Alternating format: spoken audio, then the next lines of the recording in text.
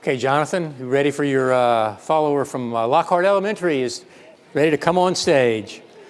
Curtis Babers.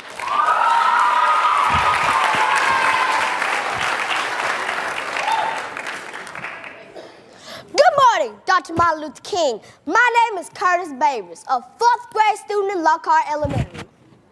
I have a dream for the future that is too beautiful to keep bottled in my heart. When I look at the present situation, I realize that my dream is possibly the light needed to dispel the dark degradation. You once said that faith is taking the first step, even when you don't see the whole staircase. Your words inspired me to dream beyond what I can see. What I see is too terrible for anyone to witness or experience. My campus is located in the heart of 3rd Ward, Houston. When I'm riding in the car with my mom, who is hearing impaired, the scene is very disappointing. I see children walking by 3 or 4 beer stores on the way to school.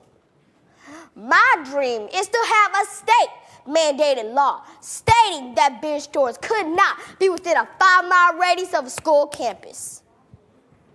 School children should not have the fear or the temptation of what that type of environment brings. Dr. King, you of all people know the importance of an educated mind. Before the march on Washington or the bus boycotts, you received a terrific education. My dream is that there will be less young men choosing a life of crime and more young men choosing a major in college. I have a dream that one day there would be less young men in jail cells and more young men running businesses. I would like to tell these young men to stop blaming your circumstances on your parents, your situations, and your background. Your circumstance does not make you. Stop wasting your time in these clubhouses. Pursue a law degree and fight for justice in the courthouses. Dr. King, I also have a dream for these young women. I see more half-clothed women than fully clothed women. Every time I turn on the internet or the television, I see women aspiring to be these so-called vixens. My dream is that our young ladies would not aspire to be in the next rap video or some baller's boot.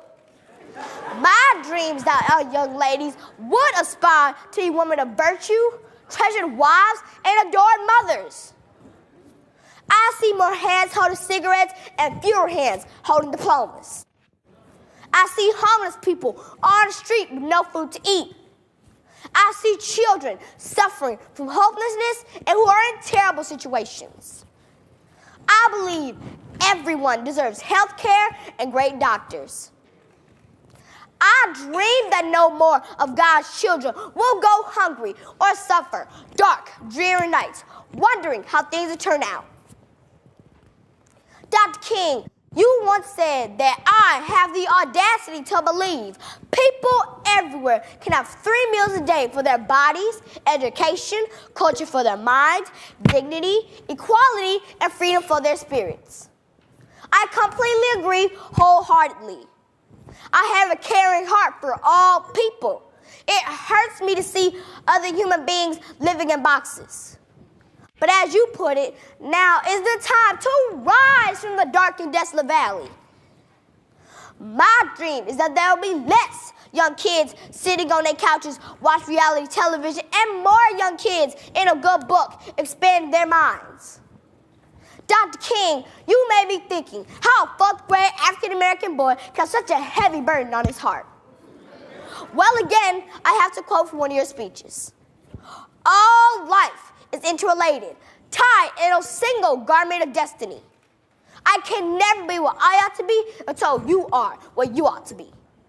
As long as there are more minorities in jail, as long as there are beer stores and drugs in the perimeter of schools, as long as our young ladies are using their bodies for their advancement, as long as there is a single hungry child, I suffer.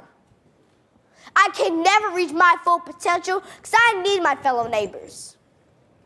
Difficult and painful as it is, we must walk on in the days ahead with an audacious faith in the future. This is my dream for our future, Dr. King. I believe it is bright enough to light up our tomorrows. Thank you for letting me share my dream with you.